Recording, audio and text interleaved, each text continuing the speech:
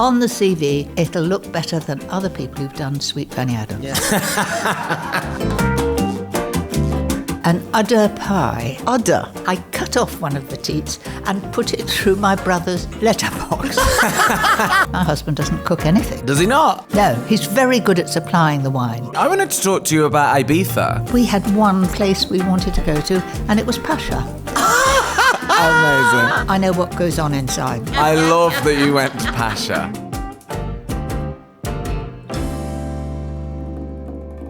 Shall we welcome our guest, Angela? Yes, indeed. Let's do it. She is simply an icon. She is the Cher of baking. Please, a round of applause for the legendary, the one, the only, Dame Mary Berry. Yeah! Do you ever think about going just Mary, like Cher? Like Madonna, Mary? Oh, Delia. Yes, Delia's like that done now. it, yeah. Delia is just Delia. Yeah. Yes, Oh, yeah. I think they might not find me, so I'll keep to two. Berry's a great surname, though, isn't it? It's You don't the want to best lose name. Berry. Mary Berry. That's actually also why it's slightly Christmassy, isn't it? Berries and stuff. Oh, yeah, maybe that's Yeah. why. Oh, berries, yes. Very Yeah, festive. we do. So, Mary, you have a Christmas special on the telly. Tell us all about it.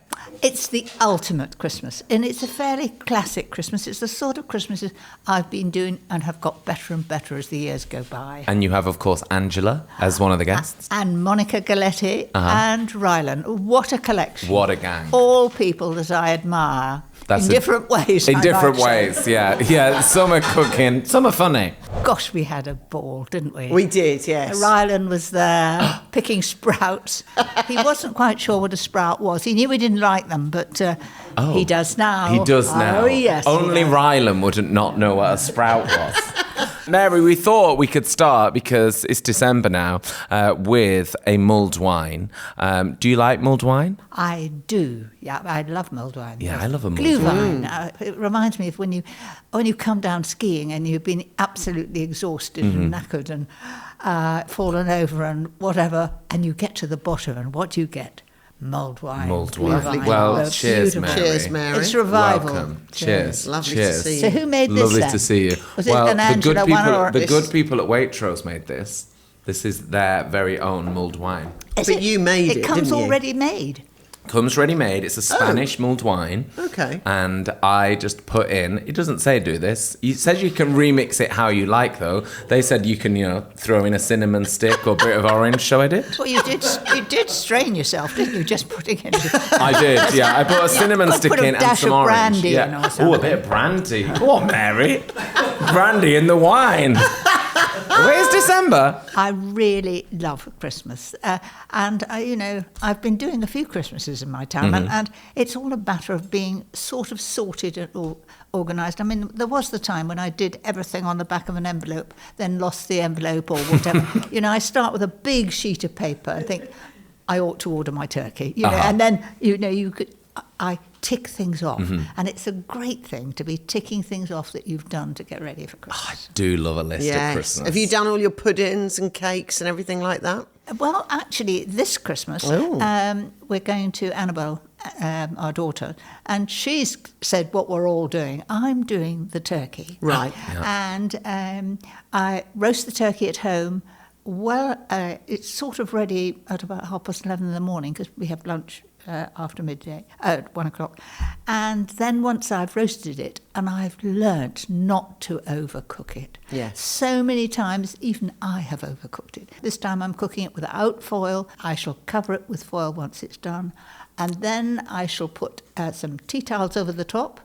And then I've got an old sleeping bag that's got no zip. What? And I put that over the top in the corner of the kitchen.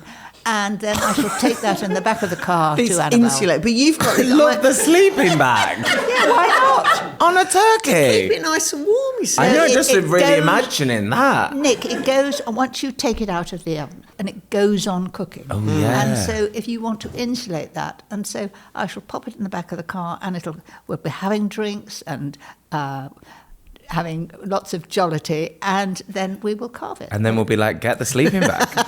And the good thing about that is as well, great for the turkey, and then come Glastonbury time, your sleeping bag smells like turkey.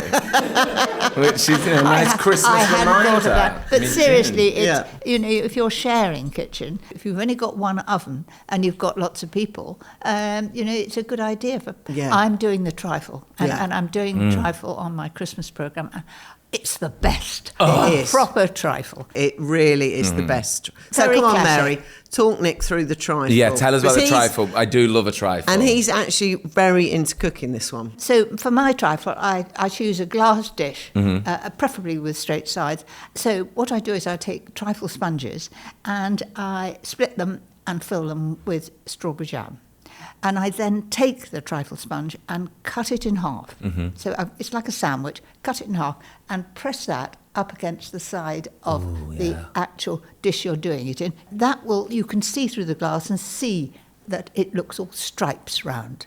And then I use canned pears, yes, not fresh pears, canned pears, and I save the juice and I make the juice up to a certain amount with sherry. So it's a sherry trifle, okay? And then I also put custard, very important, and amaretti biscuits in the layer. And the custard, I don't make it. And I've tried all the delicious custards that there are, the very expensive ones, but the one I use is a tinned one because it's thicker. But to make it special, lashings of fresh cream in that, whipped. And then we made a caramel, just a word on making caramel. Put the sugar and water in the pan. It must be a stainless steel one, not a non-stick one, because otherwise it will separate immediately or crystallise. And you just dissolve that over a low heat until you can see through it and the sugar's dissolved. Then boil rapidly and put your ear to it. And when it begins to get quiet, look at the colour. It's a lovely straw colour. Take it off and then have a sheet of non-stick paper on a baking sheet, which I've fixed down with a little bit of butter, otherwise the paper slips all over. Then you pour it and zigzag it all over the cross, and it looks much easier than doing sponge that sugar. is a good tip. And it goes clever. hard, It's very and you clever. break those into shards and stand it up on top of the trifle at the last minute, and it looks brilliant, tastes wonderful. I've never said this before, but can we have a round of applause for the trifle? Let's clap that trifle. Wow, look at that. Wow, Angela. Okay, that looks like a pie in a film about a pie. Like, that looks amazing. I mean, that's jolly well perfect. It hasn't shrunk. It's got that lovely thick crust at the sides. And thank goodness you haven't put pastry underneath, because that's too much and it might have a... Soggy bottom! Oh my God, I bet you wish you never bloody said soggy bottom. It must be like the bane of your life. When I was first cooking, I remember Miss Date, my teacher of home economics, as it was called domestic science then, and I can remember Miss Date saying we mustn't have soggy bottoms. So there's nothing new about it, really. It's come through the generations. Yeah. And okay, Angela, I feel like this pie looks so good that we should serve just you, Mary? put it in a museum yes. and not eat it. Put it in a museum. Doesn't it look just perfect? It Nothing looks fancy on perfect. top of it. Cuts like a dream. Have you cooked for Mary before, Angela? Not. Oh, I cooked for Mary the other day when we did the filming at the house. That's what I did do. Beautiful pastry it was. Wow. Look at Lovely. that. And what have we got on the side? So we've got some cavolo nero with Right. some bacon and shallots, which you can do similar thing with your sprouts at Christmas. Gosh, Wow, this looks good. so good, Angela. And was this quite easy to do? Do you think this is a good Yeah. sort of Christmas, not a Christmas day, but like a good over Christmas No, but I think if family you one? do have leftovers, it's a good way of using turkey. Oh, up, yeah, you know. turkey pie. Wouldn't this be Turkey perfect? pie, yeah. It's a good way. I'll give you some. I'll give you Oh, a that little looks fantastic. pastry bit. And how do we feel about making pastry or just getting puff pastry from the shop? Get puff pastry from the shop. Yeah? Life is too short Yes, thank you, to Mary. make puff pastry, and it takes skills, it takes time, and quite honestly, you can buy such good. You have the choice of one with butter, one with other fats, Yeah. and I always use it, and it just needs a little bit of thinking about it, that you've got to get it out of the fridge just so you can roll it. Yeah. Or you can even buy ready rolled pastry. So Yeah. Wow. this has got tarragon in. Yes, indeed. A little bit of tarragon. So we've got organic chicken, leek and mushroom puff pie. I've got it in my mouth. But if you want to get this recipe or any of the recipes that we do, go on waitrose.com/dish recipes. You'll find them all there. So talk to me, Mary, because, I first saw you on the telly, but your cooking story and your, career in food happened, way before you were on TV. What was it, the first thing that made you fall in love with food, that made you want to pursue a career in food?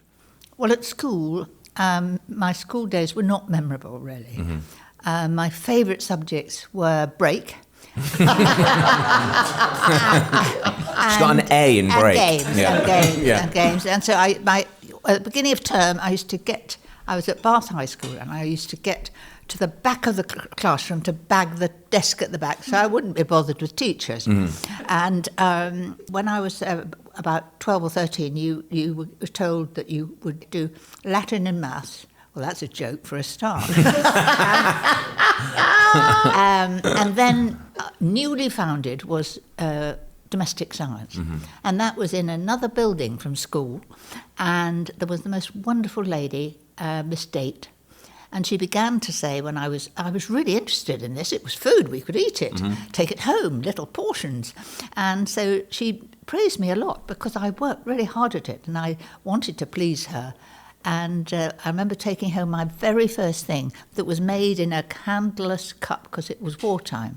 And it was a treacle syrup pudding for one. And, you put the golden syrup in the bottom and the sponge on top. And I took it to Dad and he said, this is better than Mum's. Oh, So wow. that was wow. And he wasn't one to give praise. And anyway, so that was the subject that I was good at school. And when it came to time to leave, my parents went to see Miss Blackburn, and she sort of was huffing and puffing and looking each side. Well, what could she do? I suppose she could be a children's nurse. And my father said, well, I pity the children. And then she said, well, she's rather good at cooking. So that the moment I went to college, and I hadn't enough subjects in school, cert or whatever it was then, so I had to do catering, which I'm very pleased of, because you didn't need as many results to do that. So I went and did catering, which I absolutely loved. But I always wanted to show people to cook. So once I'd left, 2 or 3 years later, I went and did City and Guilds teaching course, because you can be taught to teach. That set me on my way. And I've always loved teaching because it's the subject I love and can do. And there are so many people who aren't academic.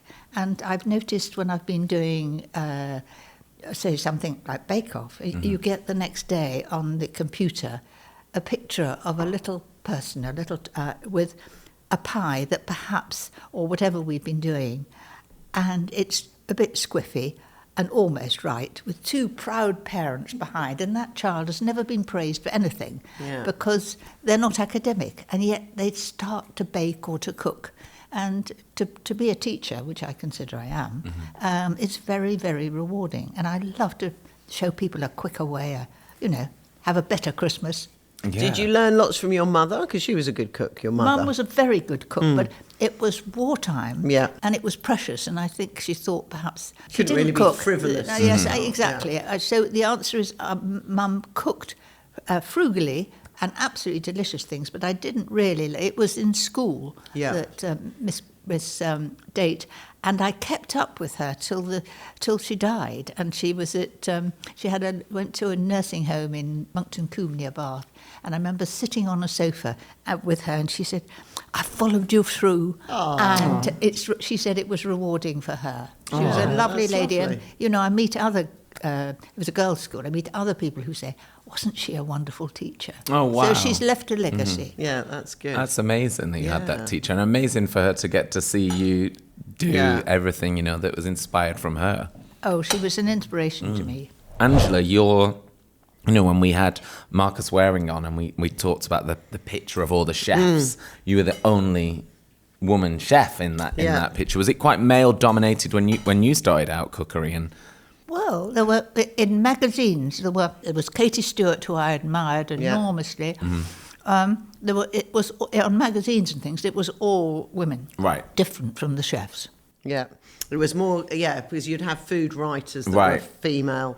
You'd have, like you say, the magazines, and then in the restaurants, it was all men, wasn't it? Yes, except for people like Joyce Molyneux and some very wonderful women were there, but it was men who cooked, wasn't it? Yeah, it's weird how it's all changed. Well, thank the Lord it has. But it's wonderful that it has changed, and my husband doesn't cook anything. Does he not? No, he's very good at supplying the wine. Right, okay, that's good. That is important. It's very That is very important, very vital. I mean, together, that's a dream team. Yeah, exactly. Absolute dream team. They do. And then you went to study in France. I did. I went to the Paris Cordon Bleu. I was in a job at the time, and I paid for the accommodation, which was a hostel, and my boss, he paid for the education. And so I went, and I had no idea what it was. And I can remember walking up the street, and I saw a bakery, and I checked the number on the letter, because everything was written there. And I opened the door of this bakery, and there was a little dumpy lady behind the counter. And I said, je cherche Madame Brassard. That was about all the French I could do. And she said, je suis Madame Brassard. And I thought, but this is a cookery school. And I said, I was asking for the school and whatever. And there was a little staircase going down. And she said, en bas, downstairs. So I went downstairs, and the floor was wooden with sawdust all over it. And nearly all the other people were American. And they insisted on doing it in French. I then looked in the visitors' book, and Katie Stewart had been there, and Muriel Downs, who started the Cordon Bleu in London. But it was definitely a thing that's where people thought if you were going into catering or wanted to go... Because my mum kept saying to me, why are you going off to college to do history? Go to France, do a Cordon Bleu course. And that was the course you did. You know, you went... And was Cordon Bleu, because it's a name I always hear, obviously, but is it a school or a specific course? A school. Right. Yeah. It's a school, but there was no structure to the course, really. And, of course, now there's great structure to it, and it's a very good course. I mean, the one in Paris is good, the one in England is good. On the CV, it doesn't half look good. Oh, yeah. Whenever I went for a job or to do anything, they sort of look, oh, Paris Cordon Bleu. And, they sort of bowed to it. Yeah, of course they would. But little did they know it was sawdust. Yes, exactly. In a basement. No, but I think the most important thing, and I will say to all the young that are working with food, it's experience. And the more experience in your university vac and your school vacs, if you can get in there and help and do, and really work at it and smile and be enthusiastic on the CV, it'll look better than other people who've done Sweet Fanny Adams. Amazing. I love that expression. I love that expression so much. Is there anything that you learnt there that you still remember, or something that you still retain from there? No. Good. Money well spent. I learned much more at the Domestic Science College in Bath. I had very good tutors there, and I can remember all sorts of things. I remember making phyllo pastry, and that was an occasion when we were mucking about, because you had to pull it. And we were pulling it and having fun, and I've never made it since. It's like puff pastry. Why make puff pastry? Why? Life's too and short. phyllo pastry, it's great, but I'm not going to make it. God, can you have a word with Neil? He was trying to make it for 3 days on the trot. Was he? Oh, he was making it for some pastry chef that was going to the French house. And every night I had to live through the tribunals of why it wasn't working. I'm going to say, Mary doesn't make it. Stop making it. Yeah, if Mary doesn't make it. That's me on And Angela doesn't make it. Don't make it. 2 strikes, no point. So how did the TV come about? The TV, at the very, very beginning, there was somebody called Arthur Negus, who had an antiques programme. And I was asked to go to Bristol, because I lived in Bath, And I was to cook. I did a Georgian dinner and a Victorian dinner, and it was all researched. And I had to do an udder pie. Udder.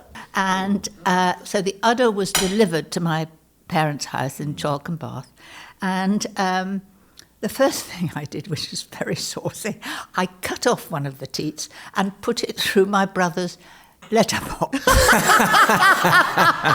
he lived up the road. So what, you used the whole udder, not just the teat? It was at the bottom part of the udder, Right. but it came with 4 teats and the bottom part of the But udder. was it like tripe? It must have had that. No, it was sort just of, no? very, very gristly Right. and white. And Like it a was tough. I calamari. cooked it a bit like calamari. So I went and did those, and Humphrey Littleton was on the panel, I remember. And what else did I have to? Oh, sparrows. I had to cook roast sparrows. Oh my God. And oh, it was Victorian. We forgot. Yeah. I forgot. Yeah. I was like, what was going on? But that was the and the That was the BBC, challenge. the Bristol Yeah. BBC. Oh, it's delicious. Don't worry. The BBC in Bristol delivered the sparrows in a bag to my parents' house, and I said, I will cook them, but I cannot take the feathers, so they took them back. I also had to cook pike. Oh, wow. And I don't know where the sparrows came from, but don't ask me. But and pike and carp. I mean, it was a great lesson for me, Yeah. but I enjoyed it. So let's talk about the fact that you have published, which I'm obsessed with and found this out only this morning, more than 75 books. 75 books? But, What? No, but That's a bookcase. I am very fortunate to have amazing help. Lucy Young came 32 years ago. We've worked together, and we now do a series a year and a book a year. And it's a team effort, and we love doing it. And how do you go about doing it with recipes? Do you just have like a little test in your kitchen and try things out on your family? Well, we're a team of 3, and Lucinda as well, and we sit down on a rainy day and think, now, what are we enjoying? What shall we have? What will we not do? I brought you, for example, some cheese straws. So we started off thinking, what do we really want with a cheese straw? And so we made one lot, and they crumbled, so we decided to add an egg to it. Then we wanted it even more cheesy, so we took some of the butter out of it, the richness in butter, and put more cheese in. And I think we've arrived. We love experimenting and tasting and getting a recipe right. And then we've got to write it in a way that if there's a tricky part of the recipe and it's going to curdle, we've got to tell people. And what if it does curdle? How can they get out of it? They don't chuck it in the bin. We tell them to get another egg or whatever. We want to hold the hand of the person who's following our recipes. Yeah, and I think as someone that's not a cook like you two at all, there's always a sense of panic for me when I'm cooking. If I see something wrong or I'm reading a recipe and I'm like, oh, what does that mean? And the one thing that I've learned of Andrew is like, relax. So I like that idea of you saying that you hold the hand of the baker or the cook. Yes, I think... Because we need that. We do. We do. But I think everybody, you want to make it a joy to do and be comforting. I mean, it's really when I'm judging, the one thing I want to do is to give some positive thoughts. Yeah. That, if something goes down in the middle, the person who's cooked it is so upset, and it didn't do that when they were at home.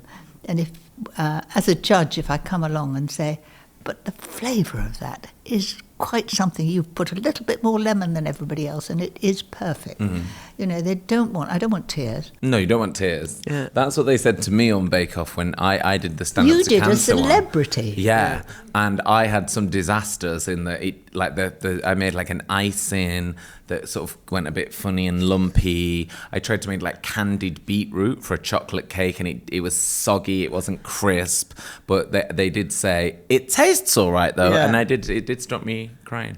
Because I did practice at home, but when I was doing it at home, I was spending like 2 hours doing Yeah. it. And then when you get in, they're like, you've got 45 minutes. I was like, what? I forgot about the time. Yeah. That was my Quite issue. crucial. Shall we have some dessert? We I feel can. like December, I want dessert with like breakfast, lunch and dinner. And a bit of January too. So we are having a Yule log, a Christmas classic. But Angela, we have decided to get this one from Waitrose, and the reason is, one, we love a Yule log, very festive, but also because Waitrose donates 25% of the retail price of these logs sold to the Building Happier Futures Fund, which supports Action for Children, and Who Cares Scotland, which are brilliant charities who help young people from care. You can find out more on waitrose.com/happier futures. Nice. So if you get one of these, a quarter of the price will help somebody at Christmas. So that's nice, isn't it? It looks tremendous. It's beautifully finished. I'd be proud if I piped that. Yeah. It looks so tempting. It's very fab. And you've put a few raspberries around the I outside, know. which is lovely. But it Fancied it up. looks I'll let so you tempting with a little bit of Should I icing cough? sugar over the top. Mary, do you get at this time of year inundated with people being like, oh, Mary, you wouldn't just make me a quick batch of mince pies, would you? I don't on the whole. I think I'm a bit fierce. I don't. They've tried before. So how many years did you do Bake Off, Mary? 7. 7? Wow, I didn't know I that. loved every minute of it. Yeah. And it became so huge, didn't it, the show? It really took over. Like, the country totally fell in love with it. Yes. The idea from Anna Beattie, it was a format, and it will always be good. It's a brilliant format. It is encouraging everybody to bake.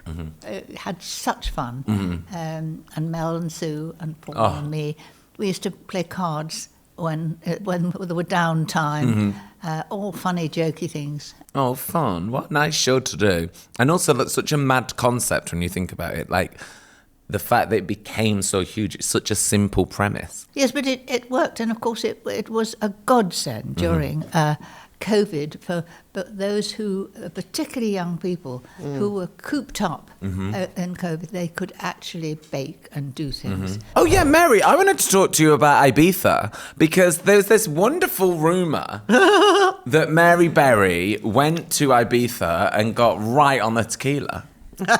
True. No, but I've heard this rumour before. Did you? Yeah. Yeah. No, we went to Ibiza because a great friend's son, Patrick, was getting married, and to a girl from Ibiza. And we, all the wives, we had one place we wanted to go to, and it was Pasha. And the men weren't a bit keen, but they came. And I can remember thinking, this is terribly exciting. And I can remember going up the steps into Pasha. And then somebody came forward and stamped you. And I mean, this is years ago. I mean, Patrick's got 2 daughters now, sort of in their teens. And we had that stamp, and they've been stamped before. I thought, will it ever become off? And we got inside, and the boys went one way and we went the other because they didn't really want to be there. And it was like a rabbit warren. Yeah. And it was narrow, and lots of floors and lots of paths, and everybody was drinking and smoking, and in fact there was quite these fumes coming through. And it suddenly struck me that if there was a fire, would we ever get out? But even it was good fun, and I know what goes on inside. Yeah, I love that you went to Pasha. I love it so much. Mary, thank you so much. Thank you for joining us. Did you have fun? Yes. Oh, good. Thank you so You're much the for best coming. guest. We love you. Well, because I know Angela quite well, and I knew she wouldn't drop me in it. Headlines tomorrow. Mary Berry hits Pasha nightclub. Why not? And Mary's Ultimate Christmas is on the telly on Monday, 19th of December. So make sure you watch it with Rylan, Monica and Angela. Amazing. Mary, have a great Christmas. I'm looking forward to it. I'm almost ticking off the boxes as the days go by. Have you found the sleeping bag? Is it in a safe Sleeping place? bag's ready. that'll come out again. Yeah, Well, sleeping come out bag's ready. Yeah. Mary Berry, everybody. Thank you.